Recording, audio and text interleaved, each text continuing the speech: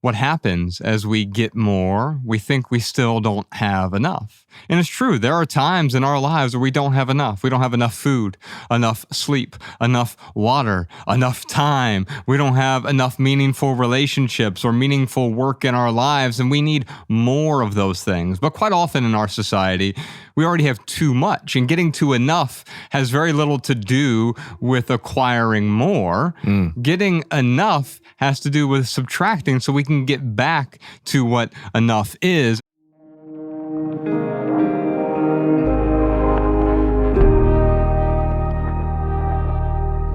Welcome to the Minimalist Podcast, where we discuss what it means to live a meaningful life with less. My name is Joshua Fields Milburn.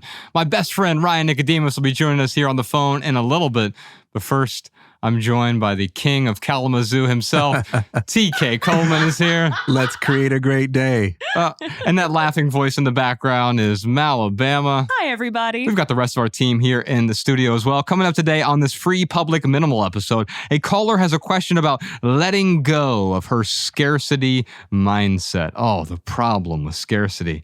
And another listener has a question about why she's having trouble letting go of one very specific item from her deceased mother. Then we've got our lightning round segment, a Zoom call question for you, and a listener tip as well. You can check out the full 2-hour maximal edition of episode 407, where we answer 5 times the questions, and we dive deep into several simple living segments. That private podcast episode is out right now at patreon.com/theminimalist. Your support keeps our podcast and YouTube channel 100% advertisement free because advertisements suck.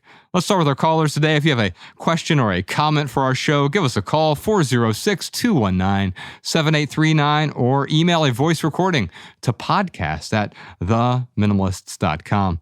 Our first question today is from Susan. Hello, this is Susan from Toledo, and I'm a Patreon. My question's related to mindset, specifically abundance versus scarcity. Having grown up as the youngest of 5 in a blue-collar family, I developed a scarcity mindset which has persisted throughout my adult life. Now retired, my husband and I live very comfortably on the proceeds of investments and savings, yet I am still acutely tuned in to the cost of things. From the prices on menus and the draw to the clearance rack, to the cost of hair and makeup for my daughter's upcoming wedding. How do I learn to relax and enjoy the benefits of years of hard work and saving without being so concerned about having enough? Susan, I want to acknowledge you for asking a question like this because I think this is something we all struggle with, this sort of problem of scarcity. And as abundance becomes more abundant, we get paradoxically an abundance of scarcity, or at least as she said, the scarcity mindset. What happens as we get more, we think we still don't have enough. And it's true, there are times in our lives where we don't have enough. We don't have enough food, enough sleep, enough water, enough time. We don't have enough meaningful relationships or meaningful work in our lives, and we need more of those things. But quite often in our society, we already have too much, and getting to enough has very little to do with acquiring more. Getting enough has to do with subtracting so we can get back to what enough is. And TK, one thing that you have taught me is that an abundance mindset is the cure for this disease of false scarcity. Yeah, false scarcity is when we choose to say no to something that we really want or need out of a sense of it would make me a bad person to say yes. And you've talked quite a bit about mimetic desire. We've talked a lot on this show about introjection. And we can take so many cultural values that don't belong to us and that aren't healthy for us, and we internalize them as this sense of guilt, and we mistake it for our conscience. Your conscience and your capacity to feel guilty are not one and the same. Sometimes your values can say, this is the right way for me to live. This is the way I can say, this is the thing I should say yes to. But you've got the voice of your mom, the voice of your boss in your head, making you feel bad about it. And so I kind of see false scarcity in those terms. Yeah, when I think about scarcity, and the real problem with scarcity is when we don't have scarcity, but we feel that scarcity still. And even intellectually, I think this is where Susan is right now. Yeah. Intellectually, she knows that she has enough or maybe even more than enough. But that emotional tug of, but happiness is just right around this corner. Yeah. Or what if I lose it all? That's another kind of catastrophizing. Yeah. So I'm not scarce now, but one or two bad things might happen. And so I'm going to worry about those things and focus on that bad outcome, that catastrophe that might potentially happen in some hypothetical future. I think about Professor Scott Galloway, who is a multimillionaire, probably 9-figure millionaire, hundreds of millions of dollars. And he even talks about, he looks at the world from a scarcity mindset. He feels as though he doesn't have enough. And I think a lot of that has to do with the cultural conditions that we come up in. If we grow up in a household like I did that just didn't have enough food, enough money, enough security, then that often permeates the rest of our lives. And what happened to me? When I turned 18, I went out and got an entry-level sales job. By age 19, I was making $50,000 a year. Now, you can set it aside and say, well, yeah, I was working 70, 80 hours a week and making $50,000, but that was more money than my mom had ever made in her lifetime. And I was 19 already paying my mom's rent. And what I did, though, is I didn't say, oh, this abundance is nice. This gives me the freedom. And that's the nice thing about abundance. When you have true abundance and you have an abundance mindset around the things that you have an incredible freedom. And what does it mean to be wealthy? Well, to be wealthy, to be rich really, means to spend less money than you earn, to give away fewer resources than you are able to acquire, right? Money is one of those resources. Time can be a resource. Your energy can be a resource. Your skills can be a type of abundance, right? But if we always feel like I need more, like Scott Galloway, who has hundreds of millions of dollars most likely, even he can feel like, oh, I need to get more, or I need to protect this. I need to cling. I need to hold on. I need more. If you have $100 million and you don't have enough, you will never have enough. Yeah. If you have a free week, but you feel compelled to fill it, well, what is that right there? That's also a scarcity mindset. And so TK, can you talk to me about this problem of scarcity and why we invent scarcity when it's not actually there? Yeah, so enough is a funny term. If I were to say, hey, Josh, do you have enough time? The proper response to that is to ask, for what? Because if I want to use your time for dinner or a game of basketball, the answer might be no. If I'm asking you, do you have enough time to make sure you get the rest that you need? The answer might be yes. So we always have to ask for what. And so whenever we're thinking about things like saving or preserving, there's a from component and then there is a for component. I'm saving my money from being wasted on things that I don't need so that I can use it for the things that matter most to me. So being sensitive to cost is not the same thing as having scarcity consciousness. To be sensitive to cost means that you have a sense of priority.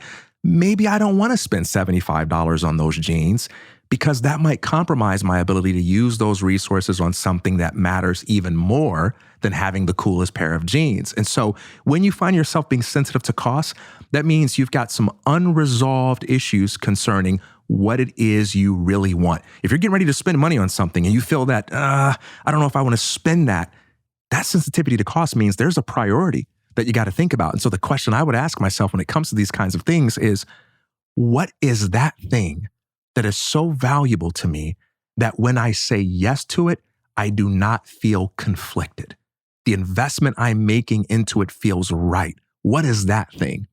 Well, what you're talking about, it feels right. So intellectually, it might be right to you, but if it doesn't feel right, then it's also not right for you, right? I often hear people say, I'd love to be a minimalist, but I don't want to live in an empty house with stark white walls. It's like, okay, I get that. For me, that actually sounds great. That sounds peaceful. It sounds tranquil. But if you don't value that, then that prescription, you're going to be depriving yourself. You're actually putting yourself in an unnecessarily scarce environment. And what's that going to do? It's actually going to amplify the chaos. It's not going to give you peace. You're going to feel like you're trapped there. Oh, I don't have the things that I want. I want to live in a house with more colors or more brightness or more warmth or whatever it might be. There's nothing wrong with those things. If you deprive yourself unnecessarily, that's a scarcity mindset. The other side of the scarcity problem, though, is that we tell ourselves a story that worked for us during some period of time. I don't have enough money to buy this $2 or $3 or $4 cup of coffee, right? But at some point, maybe you do have enough money. But if you keep telling yourself that story, it can become disempowering because, oh, I want to experience this, but I don't have the ability to, or at least I'm telling myself I don't have the ability. I'm thinking about a time that Nicodemus and I were on book tour. We were in Nashville and we went to one of our favorite coffee shops. It's called Barista Parlor. They have a few locations there in Nashville. And they had this special limited edition small batch roast of coffee from Ethiopia. And it was like $24 for one cup of coffee. Yeah. Oh, wow. And so Ryan and I were like, hey, we're going to try this. We're going to split this, actually. And we bought it. And here's the weird thing about it. I'm glad that I bought it, but I wouldn't do it again. And what do I mean by that? I would go back and do the same thing again, but I wouldn't keep on doing it because I wanted to pay for the experience. It was a novel experience and it was a decent cup of coffee. I don't know that it was worth $24 for me necessarily. For someone else, it might be. Mm-hmm. But if I need that now every single day, now I have to go out and spend $24. Well, what does that mean? Is this the best use of that resource? If the answer is yes, then okay, fine. For me, it's not. I make my coffee at home typically, and that makes the most sense for me. But I also am not depriving myself in this scenario. And I think when we think about scarcity, what we're really thinking is, I don't have enough, and therefore I'm in a state of deprivation. But the truth is, you may not be depriving yourself at all. Quite often, the opposite is true. We end up depriving ourselves when we have a superabundance, an overabundance, too much stuff. It becomes what? Yeah. Excess. And when we have excess, what do? We deprive ourselves of the meaningful experiences that are right there in front of us. That's right. You know, when it comes to the sorts of dilemmas that we face with allowing ourselves to enjoy the opportunities and blessings that we have in life, one thing that could help is to ask yourself, if you feel guilty about making that purchase or you're unable to enjoy your wealth, well, what do I think I ought to be doing with it instead? And maybe you feel like, well, I ought to be helping out people in need. Okay, go do it. Does that feel great? If you feel some resistance there, let's unpack that resistance. It doesn't mean you shouldn't help people in need. It might mean that right now you're arriving at that conclusion based on what someone else has argued you into thinking rather than on something you've thought through clearly. So yeah, do indeed help people, but let's come up with your own reasons. Or is it a thing of, well, I don't feel comfortable about my level of financial security. Okay, let's take a look at that. It may be the case that there are some things you need to do in order to feel good about the way you're planning for your future. Another element to keep in mind too is that it's not just about you. Your ability to enjoy your life also enriches the lives of other people. If you're with your children, you're with your spouse, you're with your friends, and you're having a good time or doing things together, and in the name of guilt-based self-deprivation, you say, I'm not going to smile, I'm not going to enjoy the coffee, I'm not going to try anything new because I would be a bad person. Well, guess what? Now the people that are with you and around you can't really enjoy the fullness of who you are because you're following this guilt-based self-deprivation. Self-deprivation is cool if it's a deliberately used tool for self-actualization. If you're saying no to comforts and luxuries because there's some higher good you've identified that you want to pursue, by all means say no. But once you get caught up in that game of saying no because you think you're going to be a bad person or it makes you feel guilty, well, now you're actually saying no to opportunities to connect and enhance other people's lives. You reminded me of something that Jed McKenna calls spiritual autolysis. Are you familiar with this word, autolysis? No, that's a good term, though. It's like when a cell begins to eat itself. I like to call it belief autolysis, what you're doing here. And we have a limiting belief. I should be doing something else with this money. I should be doing something else with my time. I should be working a different job. I should be doing something better with my life. I should improve myself. Okay, great. Well, what you do here is you get out a piece of paper and you write those beliefs down. And then you begin to get what's going on behind the belief. Write down, okay, why do I believe that? Okay, what's behind that? And then what's behind that? And your beliefs begin to eat themselves in a way. You realize that, oh, my belief around scarcity has a lot to do with how I was raised or the religion or environment in which I was brought up in. Or it has to do with the media and what the media is telling me, or how advertisers are propagating particular messages to me through these different mediums. My beliefs aren't actually my beliefs most of the time. I've adopted a set of beliefs that have been handed to me through ideologies and dogmas and cultural influences.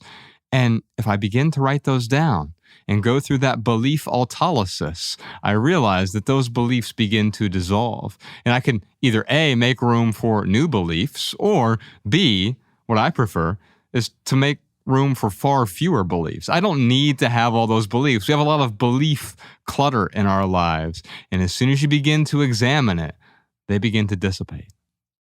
You ever had someone call you out on your shoulds? I should break up with that girl.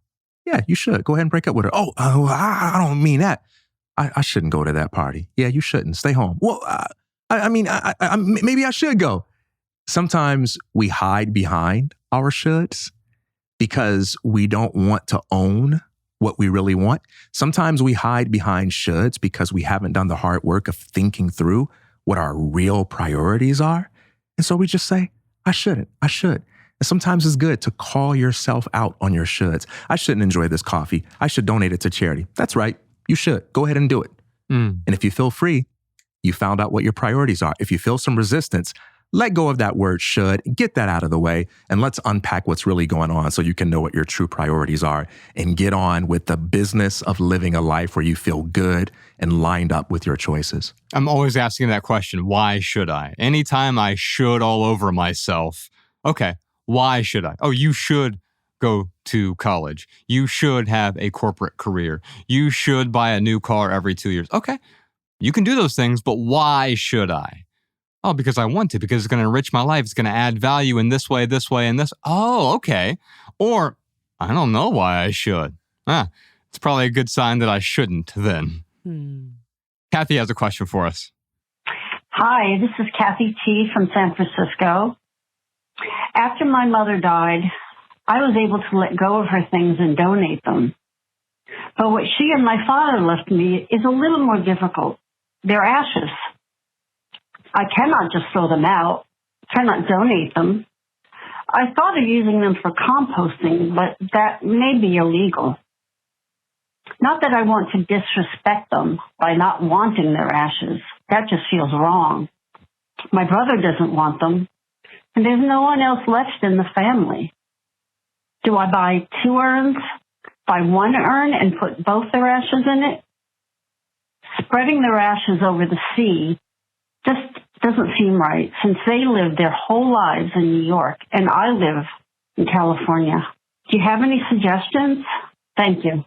Oh, Kathy, I really sympathize with you. I had to go through the same thing with my mother's ashes. My mother was cremated, which really was the start of this whole minimalism journey. And I felt very similarly to Kathy. I need to hold on to these. And so I had a big urn, and then I had a small urn that would fit on my mantle. So I actually had 2 urns of one person's ashes. And I can tell you what I did practically. But before we get there, I just want to say that what you're experiencing here is the residue of the past. And it has a way of staining the present moment whenever we cling to it. How should this be, right? I'm holding on to the way. And by the way, you say your brother doesn't even want and neither do you. I can hear it in your voice. You don't want them either. You feel like it's clutter. There's nothing wrong with holding on to ash. If you want to keep an urn to remember someone, or a little small urn, or if you want, you can do whatever you want to do. Now, some people might come into your house and think it's a little bit creepy, but that's on them. It has nothing to do with you. I tend to deal with death and really difficult problems of the heart with levity. When Ryan used to come over to my house, I'd have the urn on my mantle, And he would like talk to my mom and like hand her a ping pong paddle so we could try to play ping pong together. And we just have fun with it, right? Eventually I was ready to let it go. And that might be where you are right now, Kathy. I don't know if you're ready to let go, but what I did is there's a park in Dayton, Ohio, Newcomb Park. And that's where we lived for the longest time. And I spread her ashes over the park. And I had a bit of a secondary funeral, a celebration. And those celebrations allow us to let go. A funeral is a type of celebration. We did an episode called Funeral for Things. Sometimes to let go of a thing, we have to have a funeral to recognize the amount of joy and fulfillment we got during this period of time. And it's no longer serving us. And I think the same thing is obviously true with the people in our lives. Those ashes are no longer your mother. They're a remnant. They're a residue from a chapter in your life. And if you decide that it's kind of getting in the way, well, it's okay to let them go. That's right. If your parents were the ashes, you would already be condemned for doing to them the two things that are most insulting to human beings, putting them in a container and putting them on a shelf. Isn't that what we say when we feel insulted by our friends? I feel like you just put me on a shelf, man, and you pick me up whenever you want me, whenever it's convenient for you. I feel like you're putting me in a box, putting me in a container, suppressing my limitations, man. Well, that's what you're doing when you have ashes of people that you love. You're putting them in a container and putting them on a shelf. So if they are the ashes, what an insult to them. But thankfully, it's not an insult. It's an honor. It's a way of remembering. Why? Because they are not the ashes, and the ashes are simply a means by which we commemorate them. When you get to a place where you feel like I need to let that go, it's important to understand that your feelings don't respect your shoulds, right? Like we all have opinions about how we ought to feel. I shouldn't feel sad. Well, guess what? Your capacity to feel sad isn't going to consult your shoulds. You're going to feel sad if you're genuinely sad about something. And believing that you shouldn't feel that way might make you feel guilty about feeling sad. And maybe that guilt, inspires you to think critically about it. But at the end of the day, you're going to feel the way you feel. And it's best to put the should on a shelf and give yourself a chance to be with those feelings and to be honest about it and to openly air it out and to just own it. There's nothing wrong at all with saying, I feel like this isn't the best way to honor them.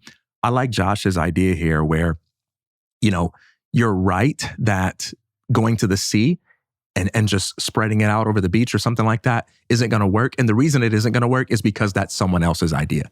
That's a stereotype. We all have that idea because we've all seen it in at least one movie or we've heard one person tell it. And you can't build a life on other people's ideas, other people's convictions. You got to build your life on your ideas and your convictions. And so you mentioned that the place they lived and that they loved was New York. This could be an opportunity for you to really connect with them by taking some time and making a list. What were the places they talked about? What were the experiences that mattered to them? Was there a favorite coffee shop or a restaurant in New York? Was there a favorite park that they liked to walk in? Where did they first meet? And then what you could do is you could leave a little piece of them in all of the different places that meant something to them. And you can make it a project that you do over time. You don't have to do it all in 1 week. You can say, oh, okay, yeah, when I make that trip over there, I'll bring a little piece with them. And then it can be a fun way of saying, I love you, Dad. I love you, Mom. I'm going to leave a piece of you in this place. And you're not leaving them behind, but you're giving that place a piece of them forever. And you're commemorating them in a way that actually means something to you. That would be one way you could let go. But ultimately, listen to your heart. I kept some of my mom's ashes and I've been using it in our coffee here at the studio. Is that why it's been tasting funny? She was really funny. So And that's why I've had my complications. It was Josh all along. The doctor was like, you've got ashes in your gut. Is there... Kathy, thank you so much for your question. We've been going through some difficult things here at the studio as well. TK was back in the hospital right after last week's podcast. Yeah. And missed our last Friday afternoon Minimalist Zoom because he ended up back in the hospital. And anytime you face those moments of mortality, you realize like the health is the only thing that when it is scarce, nothing else matters. So we get back to this problem of scarcity. What you're talking about here, when we hold on to someone's ashes and they're not serving us, in fact, they kind of feel like a burden now, like they do for Kathy. it's holding on to something. It's creating more scarcity. Yeah, I didn't get enough time with my mom. I didn't. I wish I'd give anything to have one more conversation with her. But me holding on to her ashes is not going to give me that opportunity to have that tete-a-tete with my mother. Now, I can still speak to her, ashes or not. I can still thank her and express that gratitude, even if I don't see her in the physical form anymore. And yet, holding on to the ashes doesn't help amplify that process for me. Alabama, you were just back in Alabama. Your grandfather passed away recently, and you were there for a funeral. Do you have any lessons here for Kathy? I know it's pretty fresh right now. Yeah. And this is, I'm very fortunate to be able to count on one hand how many funerals I've attended. And the previous grandparent that I lost, we did cremate her and hold on to her ashes for about a year before we eventually buried those. We discovered her last desire was to be next to her parents on the other side of the country. And with my grandfather, it is a very interesting lesson of letting go. I took that book that you recommended from episode 400 of Necessary Endings by Dr. Henry Cloud, and he doesn't necessarily address death in that context, but a lot of it was applicable. So I got a lot from that about how life is in cycles and seasons, and he passed away at, just shy before 82. He lived a very long and full life. But going back to the health aspect of it, it was a very rich and powerful wake-up call for a lot of us. We've said before on the podcast, I'm not sure who to attribute the quote to, but someone has said, I would rather attend a funeral than a party because of how much more it makes you aware of your life and everything and reflect on how you're living it. And a lot of that was from his bad health that had accumulated over the past 20 years. This was not a surprise to any of us, but it did make a lot of us step back and go, what are we doing that's within our power that we can take control of, whether it be our health, the way we're living our life, the way we're treating each other. And it was a huge moment of reflection for my entire family. It was the first time I'd seen everyone come together and treat each other noticeably different. There was less pettiness. And of course, there was sorrow and crying as much as there was laughter. But there's this moment where you really are reminded we are not here forever. And how we treat ourselves and how we treat others is incredibly important. And that is, at the end of the day, what we take away with it. You have that time, you do with it what you do, you make the most of it, and then you let go. Yeah. The letting go is the piece here that you let go on your timeline. Now, the truth is that you don't get to decide when someone passes away. And so we want to hold on to that scarcity, right? Oh, I just wish I had more time. But what we do then is we commodify or objectify something that transcends we objectify the person through the literal object, the urn or the ashes or whatever it might be. But then we do the same thing in our consumer lives as well. They become our material possessions become proxies for the life we wish we could live. And so we have Pinterest boards filled with different expensive cars or expensive trips, or we commodify everything. We commodify living a meaningful life. And we step back and realize, well, I already have enough. What do I want to do with the few resources that I do have? With my time, with my attention. And it's probably not what I'm doing with my everyday life right now. If I were to strap a GoPro onto your average person and they were forced to watch the last 24 hours of their life, they would look back and say, oh, I would have done that differently. I didn't realize how much time I was wasting every single day pursuing things that really weren't that meaningful to me. Kathy, I'd love to send you a copy of our book, Everything That Remains. It's really my story is in there of letting go of my mom's stuff. It was the beginning of this journey and going through all of her things. She had about 3 houses worth of stuff crammed into her tiny 1-bedroom apartment. It's my favorite book that we've ever written, and it came out almost 10 years ago now. We're coming up on the 10-year anniversary of Everything That Remains. So, Kathy, if you like our podcast, I think you'll enjoy the audiobook version of Everything That Remains, or if you want the book or the ebook version, Alabama will send one of those to you as well.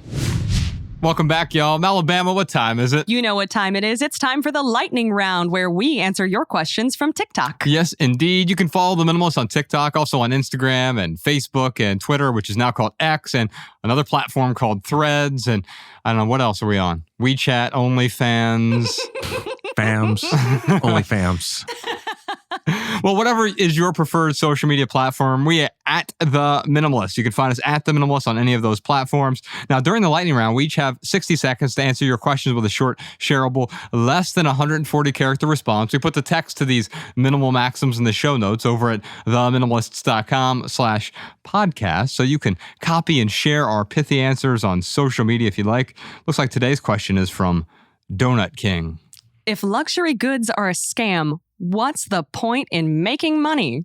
Well, joining us on the phone right now is my good friend, my best friend, Ryan Nicodemus. Ryan, how you doing? What's up, man? I love how you think of me when you're talking about luxury goods. Well, Hello, Nicodemus. You do seem expensive. What's up, TK? And so, before we get to Donut King's question, Ryan is up in Montana right now. We thought it'd be great to have him join us for this. And Ryan, if you got some extra time, maybe we'll have you stick around for some parts on the private podcast as well. We've got this minimalist home tour. It's a messy minimalist, which I obviously thought of you as soon as they sent in this picture. And we also have Caleb. He wants to know whether or not he should get rid of his old truck that he has. But right now we have a question from Donut King. If luxury goods are a scam, then what is the point of making money? This is in response to a video that just went crazy on all of our social media, but especially on TikTok. Millions and millions and millions of views, hundreds of thousands of shares. People have been spreading this video because we talked about luxury goods being a scam, to encourage poor people to want more, to go into debt. And so Donut King is questioning that assumption. Hey, if luxury goods are a scam, then what's the point of making money? You got something pithy for us, Ryan? Absolutely. You know, when I was listening to that video and considering this question, here's what came to mind. Expecting happiness from luxury goods is like anticipating a swimming pool from a flooded basement. So, yes, maybe some luxury goods can bring you happiness temporarily, but we know that it's not long lasting. So let me talk about these luxury goods for a second. Luxury goods, luxury in general, on the surface, it sounds so appealing, right? I mean, even to me, because luxury is literally, it's the state of great comfort and extravagant living. But let's unpack this. To live extravagantly means to live a life that lacks restraint when spending money or using resources. Now, I'll tell you, a 2-year-old lacks restraint. Yeah. They don't need money or resources to do so. And when it comes to comfort, as far as being in a state of physical ease and freedom from pain or constraint, this can be a wonderful place to be. It's great. But however, if you're at such a great sense of ease and free from all pain, I mean, that sounds paralyzing to me. I could even posit that, living a comfortable lifestyle, the ultimate comfort is death, right? But of course, we all don't want that. Yeah. So I would just say, like, these luxury goods, they are fine to buy, but you cannot expect to just buy luxury goods and expect it as this shortcut to being happy. Yeah, I love your analogy there, the swimming pool analogy. Like, just because you have a bunch of water doesn't mean you have a swimming pool. Just because you have a bunch of luxury goods, that doesn't mean you have the happiness that you're actually seeking through purchasing those luxury goods. TK, what do you got for us? All right. First of all, did you get the joke? Tell me. You get the joke? This is brilliant. It just occurred to me that this is the questioner's way of saying this question brought to you by Donut King. I don't know what Donut King is. Donut King is an actual donut shop in LA. Oh, Is it wow. really? Yeah. Oh, It's an advertisement. Put 60 seconds. He's already used 22 of his seconds on an advertisement. Oh my God. All right. Here we go. Business requires a product and a purchaser. A scam is when someone tricks you into being both of those things. What's the point of making money? To acquire the resources that we need to flourish and help other people do the same. The honest way to make that happen is to combine talent, discipline, and creativity to serve other people in a way that inspires them to exchange value with you. The scammer is the person who gives the middle finger to that entire process. Instead of saying, I'm going to get what I want by giving you what you want, what they say is, I'm going to use my knowledge of what you want to get you to give me what I want at your expense. Instead of seeing relationships as an invitation to connect, collaborate, co-create, they see it as an opportunity to exploit, manipulate, and deceive. I don't even know why they call them artists. They don't create at all. They're really leeches who exploit people and suck the life out of those who do create. Yeah, and they do so in such a creative way that there's an artistry to it. But an artist, a true artist, actually adds value to someone's life through what they create. They don't extract the life out of other people in order to do what they do. Scam anti-artists. Yes. And I think that's what happens here with luxury goods. When we entice someone so much, when we seduce them and overpromise and underdeliver, but we do so in a way that still abuts the culturally accepted norms, right? You can go down the street from here, Rodeo Drive, and you can see the Prada store or the Gucci store or the Louis Vuitton store. And you know if you go in there and you literally got every luxury good that they had and you brought them home and you now owned them, you possessed them, what happens? Our possessions dispossess us. They make us less than human. We become a version of ourselves that is just confection, a logo on the bag that says nothing about who I am. And that's why it really is a scam. It's a scam because we try to find a shortcut to our identity through these material goods. It's not to say there's anything wrong with a bag or there's anything wrong with a belt or a really nice shirt, but when that fills in for who I am as a person, it becomes an empty existence. In fact, we don't end up not even knowing who we are because as we let go, earlier we were talking about affluenza and this idea of scarcity. And often what happens is we just try to pile accoutrements on. I don't know who I am, so I'll define myself through these material goods. Or even better yet, I'm a person of status, so thus I must signal to you with luxury goods. I've got something pithy for you, though. Money is not the finish line. It is the vehicle that can get us to our desired destination. I was talking to Danny Unknown recently, and he was offered a tech job somewhere other than the Minimalists. And I said, oh, it sounds wonderful. Is it a hell yes for you? And he's like, well, no, not really, but the money is really good. And I said, okay, great. So the job itself doesn't have to be a hell yes. But is it going to be a vehicle that takes you to your hell yes? Is it going to take you to the destination? Because quite often, we opine for more money. If I could just have more money, then I'd be happy. Not knowing what enough might be. Nothing wrong with getting more money, but for what? What am I using this money for? What is it going to get me? And then I'm going to interrogate what's going on even behind that what. Oh, okay, it's going to get me a Lexus or a Mercedes or a Bugatti. Okay, what do I want that for? Oh, because I really enjoy driving fast. Okay, that's one thing.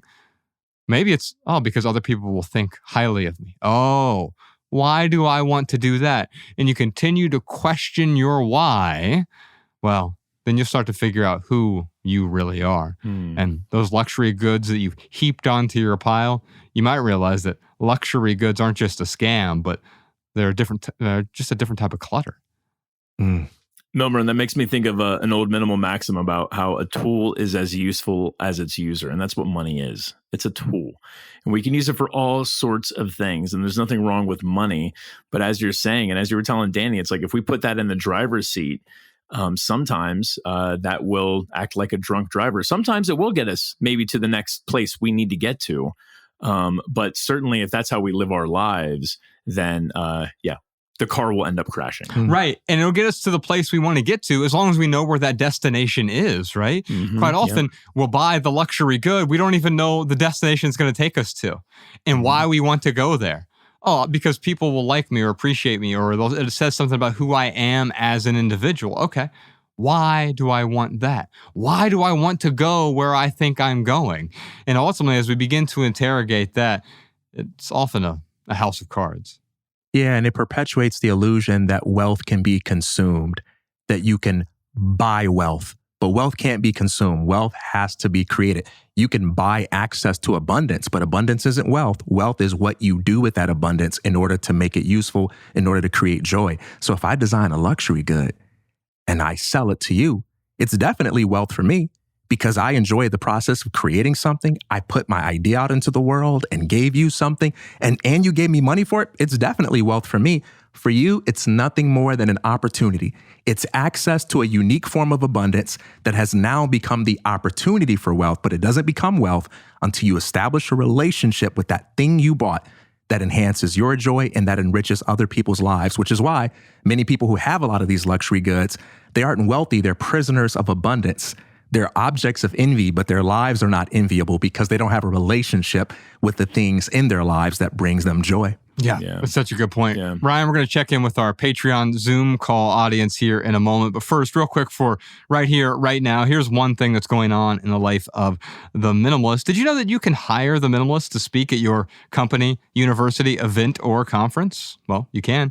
We've spoken at Google, Apple, Harvard, and hundreds of other schools and organizations. And if you're interested in hiring the minimalist to speak at your organization, you can just go to theminimalists.com/speaking. You can find all the details over there. You can also watch our speaking demo. Now, on the first Friday of each month, we do something we call FAMs, the Friday afternoon minimalist Zooms. You can have a Zoom call with the minimalist over at patreon.com/theminimalist. Anyone who subscribes to our video version of our private podcast gets access to that call. The last one we just did was outstanding. Hundreds of people attended that. Ryan and I were there. TK couldn't make it. He actually ended up in the hospital. We were talking about that earlier today. And Alabama was at a funeral, but they are usually there as well. And Danny's with us, Professor Sean.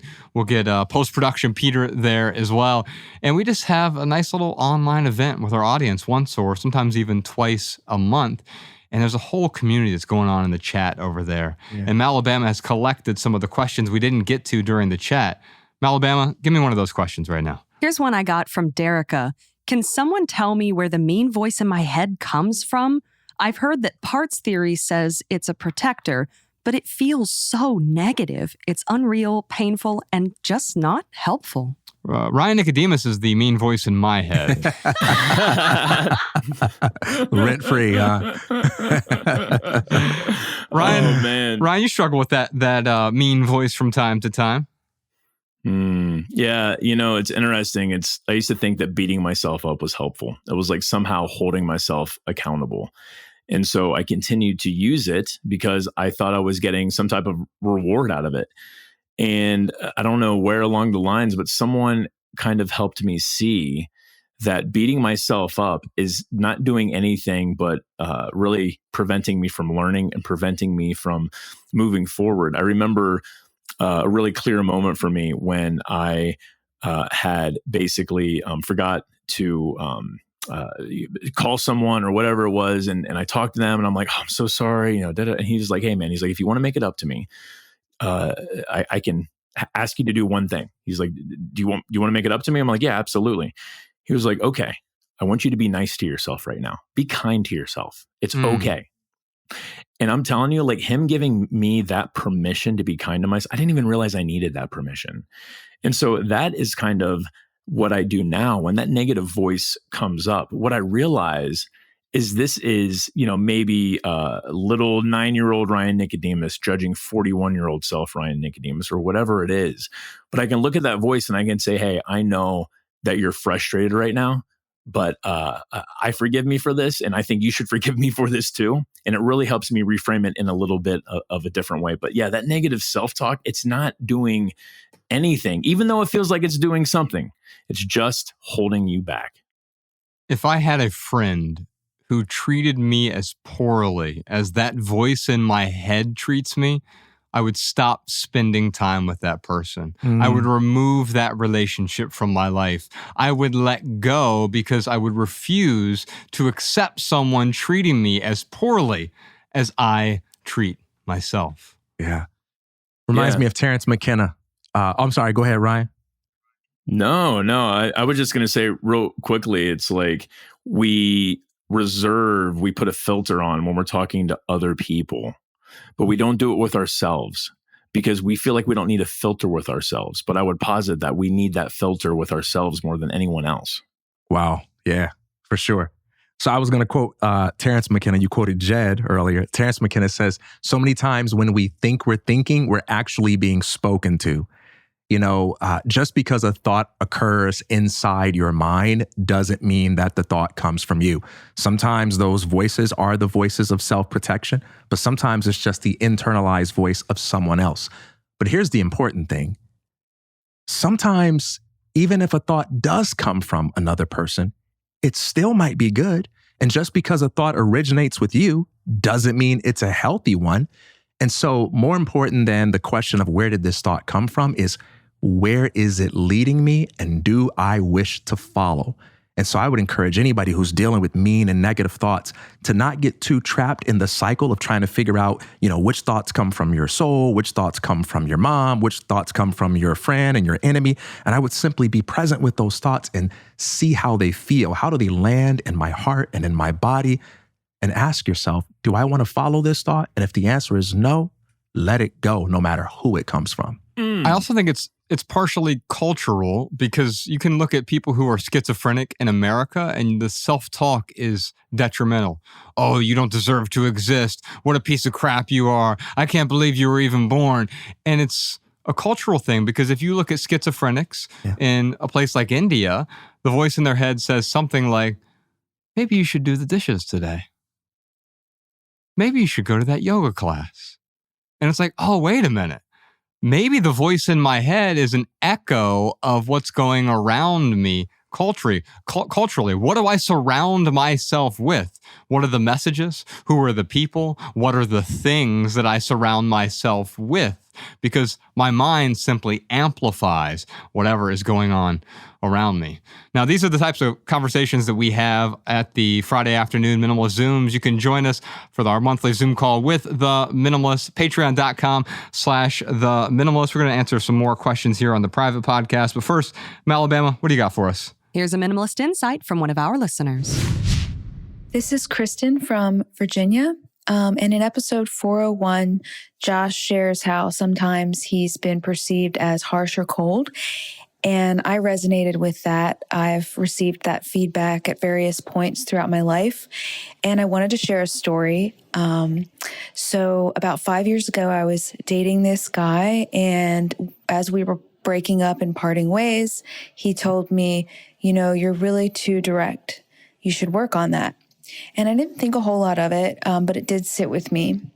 And fast forward a couple months later, and I started dating my now husband. And I never asked him what he thought of me being direct, but he actually brought it up on his own and said, I love how direct you are. It relieves so much anxiety knowing what page you're on. I never have to guess. And so that just got me thinking that, we can't control people's perceptions of us. All we can do is be our best authentic selves, be kind and caring. But if people are going to have their perceptions, they're going to have them. And that's something I've been working on letting go of. All right, y'all, we'll see you on Patreon for the full 2-hour maximal edition of episode 407, which includes answers to a bunch more questions. Questions like, can you show us what a real-life hoarder's house really looks like? What are some examples of how our society worships the things that make us mentally, emotionally, and physically sick? What do you do with old chargers and cables and wires? Do you trash them or can they be recycled?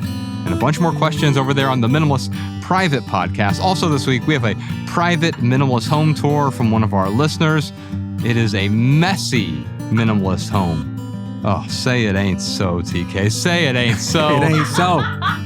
Plus, we got much, much, much more of less. And if you want to hear all that, check out patreon.com/theminimalist, or click the link in the description to subscribe to our private podcast. You'll get a personal link so you can subscribe to our weekly Maximal episodes. They'll show up in your favorite podcast app. You'll also gain access to all of our archives all the way back to episode 001. That is a whole lot more of less. And if you're still on the fence, Patreon is offering free trials. So if you'd like to test drive our private podcast, you can join for 7 days for free.